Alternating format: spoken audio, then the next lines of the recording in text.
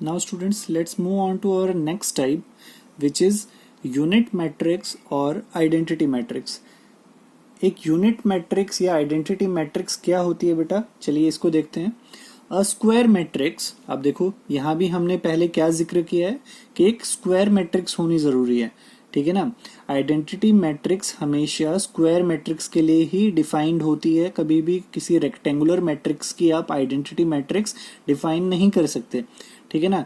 तो सबसे पहले आपको ये चीज मेंशन करनी यहाँ पे जरूरी है. अ square matrix is said to be a unit matrix or identity matrix if all its non-diagonal elements are zero and each of its diagonal element is unity. अब देखो बेटा क्या बोला गया है डेफिनेशन में कि कोई भी स्क्वायर मैट्रिक्स आइडेंटिटी मैट्रिक्स कब बन पाएगी, जब उसके सारे के सारे नॉन डायगोनल एलिमेंट्स. अब नॉन डायगोनल एलिमेंट कौन से होते हैं बेटा, ऊपर ये एग्जांपल आपको दिखाई दे रहा है, इसमें देखो ये वाली जो एंट्रीज होती हैं ये हमारा प्रिंसिपल डायगोनल होता है. मैट्रिक्स का ये प्रिंसिपल डायगोनल होता है जहां पे हमारी एंट्रीज AI टाइप की होती हैं, ठीक है ना. A11, A22, A33 3 क्रॉस 3, ठीक है ना. ऐसे A11, A22 2 क्रॉस 2. तो ये जो एंट्रीज होती हैं ये हमारी किसकी एंट्रीज होती हैं बेटा, प्रिंसिपल डायगोनल की होती हैं. अब इन एंट्रीज को छोड़ के ये जो एंट्रीज बच गई हैं ऊपर और नीचे, ये सारी एंट्रीज किसकी हैं बेटा, हमारी नॉन डायगोनल एंट्रीज कहलाती हैं. अब ये सारी एंट्रीज क्या होनी चाहिए, जीरो हो जानी चाहिए. और डायगोनल पे ये जो आपका प्रिंसिपल डायगोनल है इस पे जो एंट्रीज होंगी वो क्या होंगी बेटा, 1 होंगी, ठीक है ना. ये चीज क्लियर हुई आपको. दैट इज हम क्या कहना चाह रहे हैं बेटा, देखो a square matrix A is equal to AIJ is identity matrix if AIJ, इसकी एंट्रीज की बात चल रही है बेटा, जब भी आपका I और J इक्वल होंगे. अब इक्वल किस केस में होते हैं बेटा, ये प्रिंसिपल डायगोनल की एंट्रीज होती हैं जब भी I और J की वैल्यू इक्वल होती है. तो उस कंडीशन में एंट्री क्या होगी आपकी बेटा, 1 होगी, यूनिटी होगी. और जब भी आपका I और J इक्वल नहीं होंगे उस कंडीशन में आपकी वो एंट्रीज क्या हो जाएंगी बेटा, मैट्रिक्स से 0 हो जाएंगे. तो आइडेंटिटी मैट्रिक्स आपको क्लियर हुई. अब देखो अगर अभी आपको थोड़ा सा याद हो तो हमने लास्ट जो मैट्रिक्स की टाइप पढ़ी थी वो क्या पढ़ी थी बेटा, स्केलर मैट्रिक्स पढ़ा था. वहां स्केलर मैट्रिक्स में भी सेम टू सेम यहाँ डेफिनेशन थी कि ऐसी स्क्वायर मैट्रिक्स जिसकी सारी नॉन डायगोनल एंट्रीज क्या हो जाती हैं, 0, एंड डायगोनल पे आपके पास कोई भी फिक्स कांस्टेंट हो जाता है, वो आपकी स्केलर मैट्रिक्स थी. यहाँ पे यूनिट मैट्रिक्स या आइडेंटिटी मैट्रिक्स में क्या हो गया, सारी नॉन डायगोनल एंट्रीज तो यहाँ भी 0 है और आपके डायगोनल पे एक फिक्स कांस्टेंट है जो कि कौन है बेटा, 1 है. तो क्या आप बोल सकते हैं कि every identity matrix is a scalar matrix. ये चीज क्लियर है. हर एक आइडेंटिटी मैट्रिक्स क्या होती है बेटा, एक स्केलर मैट्रिक्स होती है. But converse need not to be true. Scalar matrix need not to be identity matrix, क्योंकि स्केलर तो कोई भी स्केलर हो सकता है. अगर यहाँ पे आपने 7 रख दिया तो ये एक आइडेंटिटी मैट्रिक्स तो नहीं है. ये 3003 वाली आपकी 2 ऑर्डर की जो स्क्वायर मैट्रिक्स है ये आपकी स्केलर मैट्रिक्स है, बट यहाँ पे ये आइडेंटिटी मैट्रिक्स तो नहीं है. तो ये चीज क्लियर है. जैसे कि हर स्केलर मैट्रिक्स एक डायगोनल मैट्रिक्स होती है, बट ऐसा जरूरी नहीं है कि हर एक डायगोनल मैट्रिक्स एक स्केलर मैट्रिक्स बन जाए. वैसे ही हर एक आइडेंटिटी मैट्रिक्स एक स्केलर मैट्रिक्स होती है, बट स्केलर मैट्रिक्स जरूरी नहीं है कि आइडेंटिटी मैट्रिक्स बन पाए. ठीक है बेटा. अब देखो बेटा कोई भी आपकी यूनिट मैट्रिक्स होगी, आइडेंटिटी मैट्रिक्स होगी किसी भी ऑर्डर की, तो आपको उसको रिप्रेजेंट कैसे करना है उसकी भी बात कर लेते हैं. A unit matrix of order n is denoted bye IN और सिंपली बाय I. ठीक है ना. आप कोई भी n ऑर्डर का आपको स्क्वायर मैट्रिक्स मिल जाए और आपको उसका आइडेंटिटी मैट्रिक्स अगर लिखना हो तो उसको आप कैसे लिखेंगे, आप या तो ऐसे लिख सकते हैं या सिंपली बाय I. ठीक है ना. तो अब एक एग्जांपल देख लेते हैं. जैसे कि अब हमें 2 ऑर्डर का एक स्क्वायर आइडेंटिटी मैट्रिक्स अगर कंस्ट्रक्ट करना है तो हम कैसे लिखेंगे बेटा उसको, I2 इज इक्वल्स टू, अब 2 ऑर्डर का सबसे पहले आपको एक स्क्वायर मैट्रिक्स बनाना है और उसके डायगोनल पे आपको यूनिटी रखनी है, नॉन डायगोनल पे आपको 0 रखना है, तो ये मैट्रिक्स बन जाएगा. ऐसे अगर आपको 3 ऑर्डर का आइडेंटिटी मैट्रिक्स लिखना है तो वो कैसे लिखेंगे बेटा, एक 3 ऑर्डर का स्क्वायर मैट्रिक्स लो, ठीक है ना. डायगोनल एंट्रीज पे आपको यूनिटी रखनी है, बाकी नॉन डायगोनल एंट्रीज पे आपको 0 रख देना है. तो ये चीज क्लियर है. अपन यूनिट मैट्रिक्स को कैसे लिखते हैं, किसी भी ऑर्डर की कोई भी यूनिट मैट्रिक्स अगर आपको लिखने को दे दी जाए तो आप सिंपली इसी तरह से उसको लिख सकते हैं। Now let's move on to our next type which is zero matrix और नल मैट्रिक्स। इसको हम जीरो मैट्रिक्स भी बोल सकते हैं या नल मैट्रिक्स भी बोल सकते हैं। तो आइए देखते हैं कि कौन सी मैट्रिक्स जीरो मैट्रिक्स या नल मैट्रिक्स कहलाती है। ऐसे तो इसका नाम ही इंडिकेट कर रहा है जीरो मैट्रिक्स, ठीक है ना, या खाली मैट्रिक्स, नल मैट्रिक्स, ठीक है ना। तो चलो देखते हैं इसको। A matrix is said to be zero or null matrix if each of its elements are zero, ठीक है ना। ऐसी मैट्रिक्स को हम नल मैट्रिक्स कहेंगे बेटा जिसकी सारे की सारी एंट्रीज या एलिमेंट्स क्या हो जाएं बेटा, जीरो हो जाएं। तो ऐसी मैट्रिक्स को हम क्या कहते हैं बेटा, जीरो मैट्रिक्स कहते हैं। और इसको हम डिनोट कैसे करते हैं बेटा, कैपिटल ओ सिंबल से, ठीक है ना। It is denoted by capital O symbol. अब एक नोट, ये बहुत इंपॉर्टेंट सा नोट है, इसको ध्यान से देखो। A zero matrix is of any type. कोई भी जीरो मैट्रिक्स होगी बेटा, वो किसी भी टाइप की हो सकती है। वो स्क्वायर मैट्रिक्स भी हो सकती है, वो रेक्टेंगुलर मैट्रिक्स भी हो सकती है। तो ये अपने दिमाग से ये फंडा क्लियर कर देना, ठीक है ना। आपके दिमाग में इस चीज को लेके कोई कंफ्यूजन नहीं होना चाहिए कि आपकी सिर्फ स्क्वायर मैट्रिक्स टाइप की ही मैट्रिक्स यहाँ पे जीरो मैट्रिक्स बन पाएगी, क्योंकि अब काफी देर से हम सिर्फ स्क्वायर मैट्रिसेस के बारे में पढ़ते जा रहे हैं। तो इसको भी आप सिर्फ स्क्वायर मैट्रिक्स कंसिडर मत करना, ये रेक्टेंगुलर भी हो सकती है, ठीक है बेटा। एग्जाम्पल, जैसे अगर हमें टू ऑर्डर का एक जीरो मैट्रिक्स कंस्ट्रक्ट करना है तो उसको हम कैसे करेंगे बेटा। एक टू ऑर्डर का हमने स्क्वायर मैट्रिक्स लिया जिसकी सारी एंट्रीज क्या हो जाएंगी बेटा, जीरो। ऐसे एक एग्जांपल रेक्टेंगुलर मैट्रिक्स का देख लेते हैं। एक 2x3 ऑर्डर का हमने मैट्रिक्स लिया, सारी एंट्रीज जीरो रख दी, तो ये भी एक जीरो मैट्रिक्स है, ये भी एक जीरो मैट्रिक्स है। तो ये चीज क्लियर है, जीरो मैट्रिक्स किसी भी टाइप की हो सकती है। ऐसा जरूरी नहीं है कि वो सिर्फ स्क्वायर ही होगी या सिर्फ रेक्टेंगुलर होगी, ठीक है बेटा। अब बेटा दो टाइप ऐसी बच गई हैं जो हमारे एनसीईआरटी में गिवन नहीं है, बट फिर भी हम उनको देख रहे हैं क्योंकि ये बहुत ही बेसिक सी टाइप है जो आपको पता होनी चाहिए। ये स्क्वायर मैट्रिसेस की ही टाइप है, ठीक है ना। तो चलिए इनको देखते हैं। ट्रायंगुलर मैट्रिक्स, ठीक है ना। अब जैसे कि इसका नाम बता रहा है, इस मैट्रिक्स में एक ट्रायंगल बनने वाला है। तो देखते हैं ये मैट्रिक्स कैसी होती है।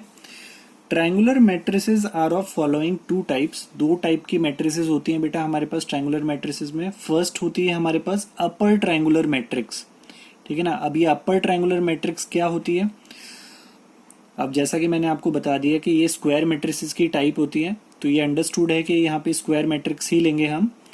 अब matrix in which all elements below the principal diagonal are zero is called upper triangular matrix. अब देखो बेटा ये क्या होती है, एक स्क्वायर मैट्रिक्स जिसके अंदर प्रिंसिपल डायगोनल। अब प्रिंसिपल डायगोनल आप सभी को पता है स्क्वायर मैट्रिसेस में कौन सा होता है, ये वाला हमारा प्रिंसिपल डायगोनल होता है जहाँ पे एंट्रीज आपकी ए आई आई टाइप की होती है ना, आई और जे इक्वल होते हैं, वो एंट्रीज आपकी प्रिंसिपल डायगोनल पे लाई करती हैं। अब इस प्रिंसिपल डायगोनल के नीचे, बिलो द प्रिंसिपल डायगोनल, इस प्रिंसिपल डायगोनल के नीचे सारी एंट्रीज क्या होनी चाहिए बेटा, जीरो हो जानी चाहिए। तो ऐसी मैट्रिक्स को हम क्या कहते हैं बेटा, अपर ट्रायंगुलर मैट्रिक्स कहते हैं, ठीक है। ये चीज क्लियर है आपको। एक एग्जांपल आपके सामने है, एक मैट्रिक्स हमने कंस्ट्रक्ट किया 3 ऑर्डर का। तो इसमें देखिए आपके प्रिंसिपल डायगोनल के नीचे आपकी सारी एंट्रीज हमने क्या कर दी हैं, जीरो कर दी हैं। ऊपर वाली एंट्रीज हमने नॉन जीरो रख दी हैं, ठीक है ना। अब यहाँ पे कम से कम एक एंट्री आपकी नॉन जीरो जरूर होनी चाहिए। आप बाकी दो को भी जीरो लिख सकते हैं, लेकिन कम से कम एक तो आपके पास क्या होनी चाहिए बेटा, नॉन जीरो होनी चाहिए। तो ये चीज क्लियर हुई बेटा। जो भी आपके प्रिंसिपल डायगोनल से ऊपर वाली एंट्रीज हैं, ये प्रिंसिपल डायगोनल हो गया आपका, प्रिंसिपल डायगोनल से ऊपर वाली एंट्रीज में आपके कम से कम एक एंट्री ऐसी जरूर होनी चाहिए जो कि नॉन जीरो हो, ठीक है ना। सारी यहाँ पे जीरो आप नहीं कर सकते, ये चीज क्लियर है, ठीक है। अब बढ़ते हैं हमारी नेक्स्ट टाइप की तरफ। वो क्या है बेटा, लोअर ट्रायंगुलर मैट्रिक्स। अब मैट्रिक्स, अब ये भी स्क्वायर मैट्रिक्स का टाइप है, तो हम बार बार यहाँ पे स्क्वायर मैट्रिक्स नहीं बोल रहे हैं। अब matrix in which all elements above the principal diagonal are zero is called a lower triangular matrix. अब इसमें क्या होगा बेटा, एक ऐसी स्क्वायर मैट्रिक्स आपके पास होगी जिसमें आपकी जो भी प्रिंसिपल डायगोनल होगा उसके ऊपर की सारी एंट्रीज क्या हो जानी चाहिए बेटा, जीरो हो जानी चाहिए। ठीक है ना। तो ऐसी मैट्रिक्स को हम क्या कहते हैं बेटा, लोअर ट्रायंगुलर मैट्रिक्स। अब देखो ये मैट्रिक्स का एक एग्जांपल हमने लिया है, एक 3 ऑर्डर का मैट्रिक्स हमने यहाँ कंस्ट्रक्ट किया है। अब इसमें देखो ये आपका प्रिंसिपल डायगोनल है, इसके ऊपर की सारी एंट्रीज हमने क्या कर दी है बेटा, 0। तो अब देखो इस ऐसी टाइप की मैट्रिक्स को हम क्या कहते हैं बेटा, लोअर ट्रायंगुलर मैट्रिक्स। अब जैसा कि हमने अपर ट्रायंगुलर मैट्रिक्स के लिए देखा था, वैसा ही result same lower triangular matrix के लिए भी एप्लीकेबल होगा कि जो प्रिंसिपल डायगोनल है इसके नीचे वाली जो एंट्रीज हैं ये सारी 0 नहीं होनी चाहिए। कम से कम एक एंट्री यहाँ पे ऐसी होनी चाहिए जो कि नॉन 0 हो, सारी 0 आप यहाँ पे नहीं कर सकते हैं। तो ये चीज क्लियर है। Now let's move on to our next topic which is comparable matrices. अब बेटा दो मैट्रिसेस को कंपेरेबल मैट्रिसेस कब कहेंगे, हमें वो पढ़ना है। तो चलिए देखते हैं। Two matrices are said to be comparable matrices if they are of the same order। ठीक है ना, कोई भी दो मैट्रिसेस को आप कंपेरेबल मैट्रिसेस कब बोलेंगे, दो मैट्रिसेस को आप आपस में कंपेयर कब कर सकते हैं बेटा, जब उन मैट्रिसेस का क्या हो, ऑर्डर सेम होना चाहिए। ठीक है ना, तो इस चीज को अपने माइंड में रख लेना कि कोई भी सेम ऑर्डर की मैट्रिसेस को ही आप कंपेयर कर सकते हैं। अगर एक मैट्रिक्स आपकी दूसरे ऑर्डर की है और कोई दूसरी मैट्रिक्स दूसरे ऑर्डर की है तो आप उनको कंपेयर नहीं कर सकते, सिर्फ सेम ऑर्डर की मैट्रिसेस को आप कंपेयर कर सकते हैं। दैट इज हम क्या कहना चाह रहे हैं कि अगर कोई भी मैट्रिक्स हमने ए ले ली है जिसका ऑर्डर है m क्रॉस n, एक मैट्रिक्स हमने बी ली है जिसका ऑर्डर है p क्रॉस q, ठीक है ना, तो ये मैट्रिसेस कंपेरेबल मैट्रिसेस कब कहलाएंगे, जब आपका m किसके इक्वल हो जाएगा बेटा, p के इक्वल हो जाएगा, और n किसके इक्वल हो जाएगा बेटा, q के इक्वल हो जाएगा। अगर ये कंडीशन फुलफिल होती है तभी हम क्या कह सकते हैं कि दो मैट्रिसेस कंपेरेबल मैट्रिसेस हैं। ठीक है ना, एक एग्जांपल ले लेते हैं। एग्जांपल हमने लिया है, एक हमने मैट्रिक्स लिया 2 क्रॉस 3 ऑर्डर की, बी भी हमने मैट्रिक्स लिया 2 क्रॉस 3 ऑर्डर की। अब देखो जब तक आप यहाँ पे ऑर्डर सेम नहीं लेंगे तब तक आप मैट्रिसेस को कंपेयर नहीं कर सकते हैं। अगर यहाँ पे 3 क्रॉस 2 ऑर्डर की मैट्रिक्स होती तो उसको आप ए मैट्रिक्स के साथ कंपेयर नहीं कर सकते थे। तो कंपेयर करने के लिए ये जरूरी है कि मैट्रिसेस का ऑर्डर क्या होना चाहिए बेटा, सेम हो जाना चाहिए। Now let's move on to our next topic, equality of matrices. अब बेटा दो मैट्रिसेस को आप इक्वल कब कह सकते हैं, उसको भी एक बार पढ़ लेते हैं। To matrices capital A and capital B are said to be equal if first condition they are comparable। अभी हमने comparable matrices पढ़ा था तो इक्वालिटी के लिए वो जरूरी था, इसलिए हमने उसको ऊपर रखा कि कोई भी दो मैट्रिसेस को इक्वल मैट्रिसेस आप कब कह सकते हैं, फर्स्ट कंडीशन कि वो दोनों मैट्रिसेस आपकी क्या होनी चाहिए, कंपेरेबल होनी चाहिए। अब कंपेरेबल मैट्रिसेस का मतलब क्या है कि वो दोनों मैट्रिसेस जो हैं उनका ऑर्डर सेम होना चाहिए। तो ये चीज क्लियर है, इक्वल होने के लिए ये जरूरी है कि उन मैट्रिसेस का क्या हो बेटा, सबसे पहली कंडीशन उनका ऑर्डर सेम होना चाहिए। ठीक है, अब सेकंड कंडीशन क्या है, their corresponding elements are equal. अब उन मैट्रिसेस का ऑर्डर सेम होने के साथ साथ उनकी जो करस्पॉन्डिंग एंट्रीज हैं, करस्पॉन्डिंग एलिमेंट्स हैं, वो भी क्या होने चाहिए बेटा, इक्वल हो जाने चाहिए। तभी हम क्या कह पाएंगे, दो मैट्रिसेस को इक्वल कह पाएंगे। अब इस स्टेटमेंट को एक एग्जांपल से सपोर्ट कर लेते हैं। देखो ये हमने एक एग्जांपल लिया है, एक मैट्रिक्स ए ली है हमने 2 क्रॉस 3 ऑर्डर की, ठीक है ना, एक मैट्रिक्स हमने बी ली है 2 क्रॉस 3 ऑर्डर की, और ये क्वेश्चन क्या है, फाइंड वैल्यू ऑफ एबीसी। अब देखो जो मैट्रिक्स बी है इसमें 3 एंट्रीज आपको नहीं पता है, यहाँ पे एबीसी दे रखा है, तो आपसे इस टाइप के क्वेश्चन इक्वालिटी के ऊपर बेस्ड जरूर पूछे जाते हैं। तो आपको एबीसी की वैल्यू फाइंड आउट करनी है यहाँ पे। तो देखो सबसे पहली चीज इसका ऑर्डर चेक करो, इसका ऑर्डर कितना है बेटा, 2 क्रॉस 3। मैट्रिक्स बी का ऑर्डर भी कितना है, 2 क्रॉस 3। तो पहली कंडीशन तो यहाँ पे फुलफिल है, दोनों का ऑर्डर क्या है, सेम है, तो आप इनको कंपेयर कर सकते हैं। तो चलिए इनको कंपेयर करते हैं। हमने इन दोनों को कंपेयर किया। अब कंपेयर करने के साथ अब इनकी एंट्रीज कंपेयर करेंगे अपन। तो अब एंट्रीज कंपेयर करेंगे तो यहाँ पे देखो एक ही एंट्री, ए किसके इक्वल आ जाएगा बेटा, इसकी फर्स्ट एंट्री के साथ कंपेयर होगा तो ए की वैल्यू कितनी हो जाएगी बेटा, 3 हो जाएगी। ऐसे ही जब आप बी को कंपेयर करेंगे इस मैट्रिक्स के फर्स्ट रो सेकंड एलिमेंट के साथ तो यहाँ पे क्या आ जाएगा बेटा, 7 आ जाएगा। ऐसे ही सी की वैल्यू भी आप फाइंड आउट कर सकते हैं, सेकंड रो थर्ड एंट्री क्या है बेटा, 0, तो सी की वैल्यू भी 0 हो जाएगी। तो ये चीज क्लियर है, इक्वल मैट्रिसेस में आप क्या क्या कर सकते हैं आप? सबसे पहले आप मैट्रिसेस को कंपेरेबल दिखाएंगे कि मैट्रिक्स आपकी कंपेरेबल है, और उसके बाद में आपको उनके करस्पॉन्डिंग एलिमेंट्स को भी इक्वल दिखाना पड़ेगा। ठीक है बेटा।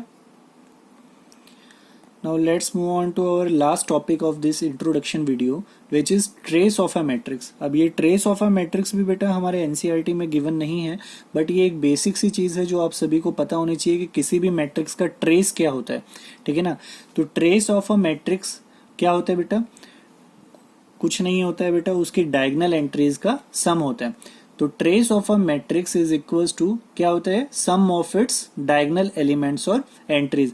कोई भी मैट्रिक्स आपके पास गिवन होगी, स्क्वायर मैट्रिक्स, क्योंकि यहाँ पे डायगोनल एंट्रीज की बात चल रही है, तो आप ये सभी जानते हैं कि डायगोनल एलिमेंट्स की बात हम तभी कर पाते हैं जब हमारे पास मैट्रिक्स कैसी हो? स्क्वायर मैट्रिक्स हो।